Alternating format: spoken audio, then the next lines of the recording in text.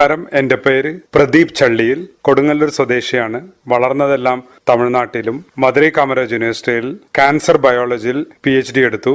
അതിനുശേഷം Roswell park cancer institute എന്ന് New York ബഫലോയിലുള്ള ആദ്യത്തെ ക്യാൻസർ ഹോസ്പിറ്റലിൽ പോസ്റ്റ് ഡോക്ടർ ഫെലോ ആയിട്ട് 2 വർഷം ജോലി ചെയ്തു. ഞാൻ വർക്ക് ചെയ്തിരുന്നത് കുട്ടികൾക്ക്, ചെറിയ കുട്ടികൾക്ക് 3 മാസം 4 മാസം പ്രായമുള്ള കുട്ടികൾക്ക് വരുന്ന പീഡിയാട്രിക് ലുക്കീമിയ, അതിലാണ് വർക്ക് ചെയ്തിരുന്നത്. അവിടെ ഞാൻ വർക്ക് ചെയ്യുന്ന ഗവേഷണവും അതിന് കൊടുക്കുന്ന കീമോതെറാപ്പി മരുന്നത് ഈ രോഗികൾക്ക്, ഈ കൊച്ചു കുട്ടികൾക്ക് ക്യാൻസർ ഉണ്ടായതിനു ശേഷം കീമോതെറാപ്പി കൊടുത്ത് 1 വർഷം കഴിഞ്ഞ് വീണ്ടും അവർക്ക് ക്യാൻസർ വരുന്നുണ്ട്. അപ്പോൾ ആ സമയത്ത് ഇത് 1997 ആയിരുന്നു. ആ സമയത്ത് എന്തായിരുന്നു ധാരണയെങ്കിൽ എല്ലാ ഡോക്ടർമാർക്കും ആ പഴയ ക്യാൻസർ തിരിച്ചു വരുന്നതായിട്ടാണ് അവർ വിശ്വസിച്ചിരുന്നത്. പക്ഷേ ഞങ്ങളുടെ ലാബിൽ, ഞാൻ ജോലി ചെയ്തിരുന്ന ആ ലാബിൽ ഞങ്ങളുടെ കണ്ടുപിടുത്തം എന്തായിരുന്നു എന്ന് പറഞ്ഞാൽ, അത് ഈ ക്യാൻസർ ഉണ്ടാകുന്നത്, രണ്ടാമത് വരുന്ന ക്യാൻസർ, അതിൻ്റെ കാരണം ഈ കീമോതെറാപ്പി ഇൻഡ്യൂസ്ഡ് സെക്കൻഡറി ലുക്കീമിയ.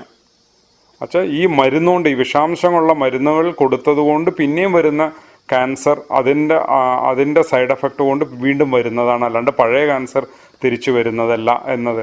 അങ്ങനെ ഇതെല്ലാം കണ്ടതിന് ശേഷം പലരും എന്നോട് ചോദിക്കാറുണ്ട്, എങ്ങനെ ഈ കൊച്ചു കുട്ടികൾക്ക് ഈ ക്യാൻസർ എല്ലാം ഉണ്ടാവുന്നത്. അപ്പോൾ ആ ഗർഭകാലത്തിൽ സ്ത്രീ അമ്മമാർ കഴിക്കുന്ന ആഹാരങ്ങളെല്ലാം വിഷാംശങ്ങൾ നിറഞ്ഞതായിരുന്നു. തീർച്ചയായിട്ടും കുട്ടീനെ അത് ബാധിക്കും. ഇത് ഇപ്പോൾ ഒരുപാട് റിസർച്ചുകൾ വരുന്നുണ്ട്. ഞാൻ അതിൻ്റെ റെഫറൻസ് നിങ്ങൾക്ക് സയൻറ്റിഫിക് ആയിട്ട് നടന്ന ആ പഠനങ്ങളുടെ ലിസ്റ്റ് ഞാൻ ഈ വീഡിയോയിലൂടെ ഞാൻ തരാം. പിന്നെ 2 വർഷത്തിന് ശേഷം ഞാൻ ഒരു ഫുഡ് ടെസ്റ്റിംഗ് കമ്പനിയിലേക്ക് മാറി. ഇപ്പോൾ 14 വർഷമായിട്ട് ഈ ബയോടെക്നോളജി കമ്പനിയിൽ സീനിയർ സയൻറ്റിസ്റ്റായിട്ട് വർക്ക് ചെയ്യുന്നു. ഞാൻ DNA എക്സ്ട്രാക്ഷൻ അതിൽ സ്പെഷ്യലിസ്റ്റാണ്. ഏത് ഭക്ഷണത്തിൽ നിന്നും DNA വേർതിരിച്ചെടുക്കാൻ ഉള്ള ടെക്നോളജിയാണ് ഡെവലപ്പ് ചെയ്തത്. അതിലൂടെ എന്തെങ്കിലും ഫുഡുകളിൽ മായമോ അഡൾട്രേഷനോ അങ്ങനെ ചെയ്യണമെങ്കിൽ അത് തീർച്ചയായിട്ടും കണ്ടുപിടിക്കാൻ പറ്റും.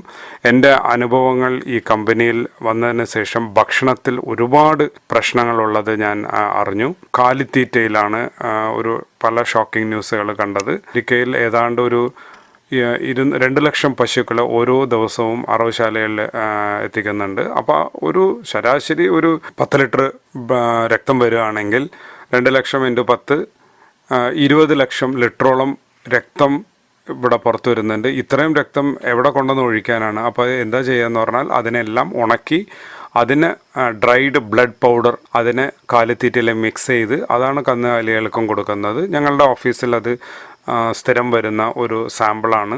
Dried blood powder, bone meal, feather meal. എത്രയോ ലക്ഷം കോഴികളെയും വാൻകോഴികളെയും കൊല്ലുന്നുണ്ട്. അതിൻ്റെ തൂവലെല്ലാം ഒന്നും വേസ്റ്റ് ആക്കുന്നില്ല. അതിനെ കംപ്ലീറ്റ് പൗഡറാക്കി തിരിച്ച് കോഴികൾക്ക് തന്നെ കൊടുക്കുന്നുണ്ട്. ഇതുകൊണ്ടാണ് പല അസുഖങ്ങളും ഈ പക്ഷികൾക്കും വരുന്നുണ്ട്. അതെല്ലാം കഴിക്കുന്ന മനുഷ്യർക്കും തീർച്ചയായിട്ടും അതിൻ്റെതായ പ്രശ്നങ്ങളുണ്ടാകും. നമ്മളുടെ തലമുടി പോലും അതിനെയും പ്രോസസ്സ് ചെയ്ത് അതിൽ നിന്ന് ഉണ്ടാക്കുന്ന പ്രോട്ടീനാണ് പല ഫുഡുകളിലും ചേർക്കുന്നത്. പിന്നെ പല ടോണിക്കുകളിലും TV കാണുന്ന പല ഭക്ഷണങ്ങളിലും കാൽഷ്യം ഉള്ള സോഴ്സ് മിക്കതും ബോൺ മീൽ, എല്ലുപൊടി ഞങ്ങൾക്ക് വരുന്ന സാമ്പിളാണ്. ആ ബോൺ മീലിലൂടെ എടുത്താണ് കാൽഷ്യം ഉപയോഗിക്കുന്നത്. പല ഫുഡ് ഫ്ലേവറുകളും ടെസ്റ്റ് ചെയ്യാൻ ഞങ്ങളുടെ കമ്പനിയിൽ വരും. ഈ 14 കൊല്ലത്തിൽ ഞാൻ അറിയുന്നത് ഇത്രയും സാധനങ്ങളെല്ലാം ഭക്ഷണങ്ങളിൽ മിക്സ് ചെയ്യുന്നുണ്ട്, പല ഭക്ഷണങ്ങളിൽ. അപ്പോൾ കഴിയുന്നത് പാക്കറ്റ് ഫുഡുകളോ പാക്കറ്റിലിരിക്കുന്ന വസ്തുക്കളോ ഒന്നും ഉപയോഗിക്കാൻ പാടില്ല എന്ന് ഉള്ള ഇതിലാണ് ഞാനും കഴിയുന്നത് ഓർഗാനിക് ഫുഡുകളാണ് ഉപയോഗിക്കുന്നത്. ഓർഗാനിക് ഫുഡിലും അതിലും അഡൾട്രേഷൻ ചെയ്യാൻ ആൾക്കാർ ശ്രമിക്കുന്നുണ്ട്. എന്ന് വെച്ചാൽ മനുഷ്യൻ്റെ സ്വഭാവം ആർത്തിയാണല്ലോ.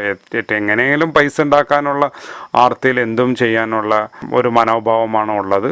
പക്ഷേ അതിൽ നമ്മൾ കോമൺ സെൻസ് ഉപയോഗിച്ച് ചില ഓർഗാനിക് ഫുഡുകളെല്ലാം നമ്മൾ നോക്കിയെടുത്ത് അതെല്ലാം ഉപയോഗിക്കുന്നുണ്ട്. ഇത് സൈറ്റുകളിലും മറ്റേ മീഡിയയിലും എല്ലാം പറയുന്നുണ്ട്. അതെല്ലാം വാസ്തവമാണ്. ഗംസ് ഇതെല്ലാം ടെസ്റ്റ് ചെയ്യാൻ വരുന്നതാണ്. ഫുഡുകളിൽ മിക്സ് ചെയ്യുന്നുണ്ട്. നമ്മളുടെ ശരീരം മാത്രമല്ല, അടുത്ത തലമുറ മാത്രമല്ല, ഒരുപാട് തലമുറകൾക്ക് ഇത് പ്രശ്നങ്ങളുണ്ടാകും. പല രോഗങ്ങളും നമ്മൾക്ക് ഇതുവരെ കേൾക്കാത്ത രോഗങ്ങൾ പോലും പുതിയതായി ഉൽപ്പാദിക്കുന്ന വെച്ചാൽ പഴയ രോഗങ്ങൾ പണ്ടുകാലത്ത് ഇന്ന് കാണുന്ന രോഗങ്ങളില്ലാത്തത് കാരണം അന്ന് ഇതുപോലെയുള്ള കെമിക്കൽസ് ഒന്നും നമ്മുടെ ഭക്ഷണത്തിൽ ഉപയോഗിക്കാതിരുന്നില്ല. ഇന്ന് അതെല്ലാം ഉപയോഗിക്കുന്നത് കൊണ്ട് തീർച്ചയായിട്ടും ഇതെല്ലാം വരുന്നത്. ഇത് നമ്മളെല്ലാവരും ധരിക്കുന്നത് അമേരിക്കയിലാണെങ്കിൽ എല്ലാം ഇവിടെ ഫുഡ് എല്ലാം വളരെ നന്നായിരിക്കും, വിഷാംശങ്ങളൊന്നുമില്ല, ഇവിടെ എല്ലാം ഗവൺമെൻറ്. പക്ഷേ സത്യം അതല്ല.